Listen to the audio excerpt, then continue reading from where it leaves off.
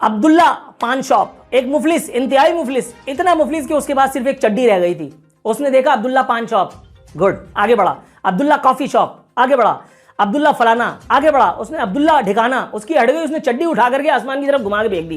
उसने बोला ये चड्डी भी अब्दुल्ला को दे दे, मुझे क्यों दी है। अब हमारा ये हाल हो गया है कि हम सब अब अब्दुल्ला बन करके घूम रहे हैं। हम एक्सपोर्ट बढ़ाएं, बेटा आप बढ़ा सकते नहीं हो, ठीक है, ज्यादा जो है ना डींगे मारो नहीं। हम जो है वो एक्सपोर्ट बढ़ा देंगे तो मुल्क की मईशत ठीक नहीं होगी। अमेरिका को हमने लगाम डालनी थी। अमेरिका ने हमें ऐसी लगाम डाली कि हम प्रेसिडेंट बाइडेन के एक फोन का 1 साल से इंतजार कर रहे हैं। आपने घबराना नहीं है। अबे भाई चड्डी रह गई थी तेरे आने से पहले, अब वो चड्डी भी उतरी जा रही है, तू कह रहा घबराना नहीं है। तो आपने बात की ना, प्राइम मिनिस्टर ने बुनियादी तौर पे हमें डराया है। उन्होंने डराया इस तरह, उन्होंने कहा 3.5 साल से क्या कर रहे हैं भाई, वो डरा ही रहे ना कि हालांकि यूएसएसआर सोवियत यूनियन के पास 1.5 मिलियन लोग थे in the armed forces, 3000 nuclear weapons थे, मगर फिर भी वो टूट गया। और लोगों को दिलचस्पी लेनी है, नहीं तो ये मुल्क भी नहीं बचेगा। अल्लाह खैर।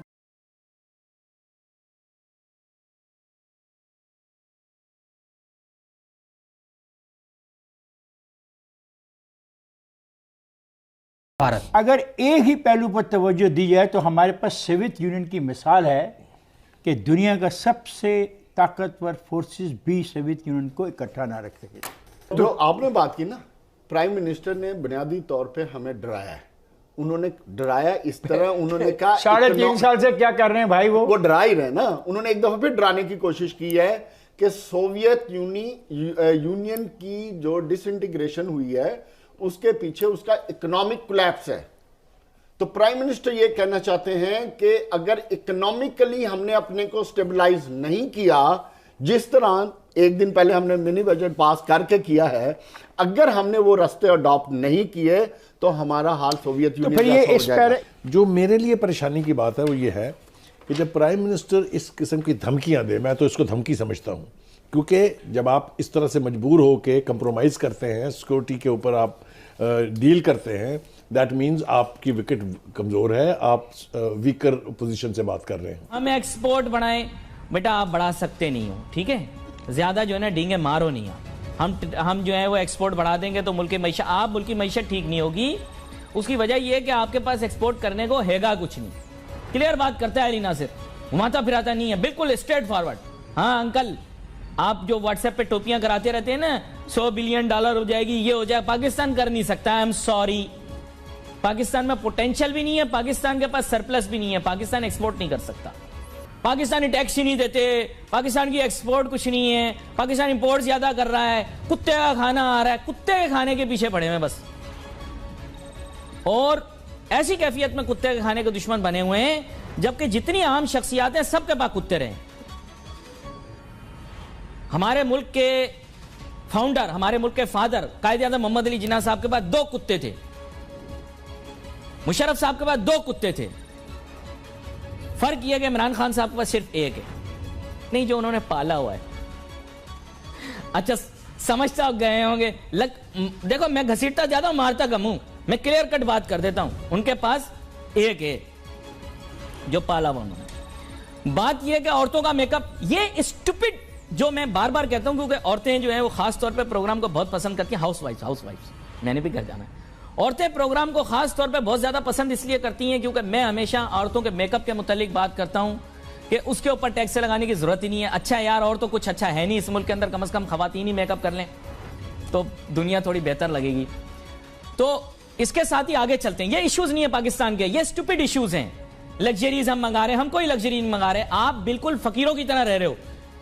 एक अमीर मुल्क है पाकिस्तान, जी आप ही कहते हैं वसाइल दूध आटा बनाना वाला चौथा बड़ा मुल्क, ये सब फजूलियात आप कहते हैं, अली नासिर नहीं कहता। बैरूनी कर्जे खत्म करने थे, लेकिन वो 20,000 से 47,000 अरब पे पहुंच गए। एहतसाब का ढोल तो ऐसा फटा कि कौम अब एहतसाब के नाम से चिढ़ना शुरू हो गई है। ऐसा लगता है कि स्विस बैंक्स के हुक्काम सिर्फ नए पाकिस्तान का इंतजार कर रहे हैं, उसके बाद तमाम लूटा हुआ पैसा वो खुद बोरियों में डालकर शायद पाकिस्तान ले आए। पाकिस्तान के पासपोर्ट को इज्जत मिलना थी, उसका रोना तो आजकल हरीम शाह जैसे लोग भी रोते नजर आ रहे हैं। डॉलर को रुपए के मुकाबले में टके टोकरी करना था, डॉलर ने रुपए को टके टोकरी कर दिया।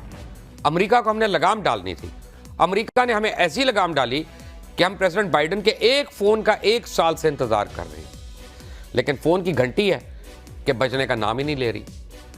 साइकिल पर वज़ीर आज़म हाउस आना था, हेलीकॉप्टर का इंतखाब कर लिया गया। गवर्नर हाउस की दीवारें गिरानी थी, वज़ीर आज़म हाउस को यूनिवर्सिटी में कन्वर्ट करना था, जिसका नाम लेने से भी अब हुक्मरान कतराते हैं। पूरी कौम को ज़हनी अय्याशी के ऐसे तस्वुराती ख्याल में फंसाया गया कि आज तक वो उसी नशे में झूमती फिर रही है।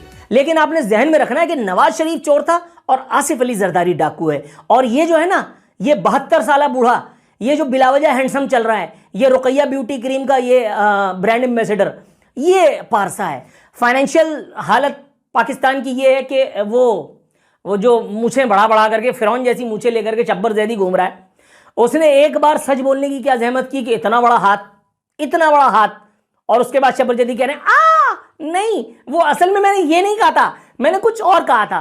पहले उसने कहा कि मईशत दिवालिया हो नहीं रही, मईशत दिवालिया हो चुकी है, लेकिन जब पप्पा जानी के पेट पे लात पड़ रही हो तो पप्पा जानी तो हिला देंगे ना सिस्टम को। उसके बाद शब्बर जैदी जैसे उनकी क्या मिसाल, शब्बर हो या बब्बर, उसने जो एक चिंगाड़ मारी पप्पा ने, तो उसके बाद ये बिल्कुल पप्पा के सामने ये गोल गप्पा बन गए। इन्होंने कहा नहीं, अल्लाह कसम मैंने ये नहीं कहा था और मौला कसम मैंने ये नहीं कहा था। वैसे भी यहाँ झूठ बोलना तो आपको पता है फन है, और हमारे यहाँ क्या हाल है खुदा की कसम। हमारा वो वजीर आजम देख लो, वो 2 नंबरिया, वो नारी पाए सिरी पाए वाला, वो नवाज शरीफ, वो अपने बेटे की कंपनी में नौकरी कर रहा है, अबे भूतनी के, तुझे अल्लाह ने वजीर आजम बना दिया, तुझे अभी भी समझ में नहीं आ रही? ये सब चमारपन जो है इससे दूर रहे। तुझे अल्लाह ने पूरा प्राइम मिनिस्टर बनाया, और एक बार नहीं 3 दफ़ा। और इसी तरह से आप हमारे ये मौजूदा वज़ीर आज़म को देख लीजिए, इसको सिर्फ एक गाना सुनाया गया है, क्या? आपने घबराना नहीं है। अबे भाई, चड्डी रह गई थी तेरे आने से पहले, अब वो चड्डी भी उतरी जा रही है, तू कह रहा घबराना नहीं है। अगर चड्डी भी उतार ली गई तो उसके बाद एक और लतीफ़ा आपको सुनाता चलूँ। अब्दुल्ला पान शॉप, एक मुफलिस, इंतहाई मुफलिस, इतना मुफलिस कि उसके बाद सिर्फ एक चड्डी रह गई थी। उसने देखा अब्दुल्ला पान शॉप, गुड, आगे बढ़ा। अब्दुल्ला कॉफ़ी शॉप, आगे बढ़ा। अब्दुल्ला फलाना, आगे बढ़ा। उसने अब्दुल्ला ठिकाना, उसकी हट गई, उसने चड्डी उठा करके आसमान की तरफ घुमा के फेंक दी। उसने बोला ये चड्डी भी अब्दुल्ला को दे दे, मुझे क्यों दी है? अब हमारा ये हाल हो गया है कि हम सब अब अब्दुल्ला बन करके घूम रहे हैं।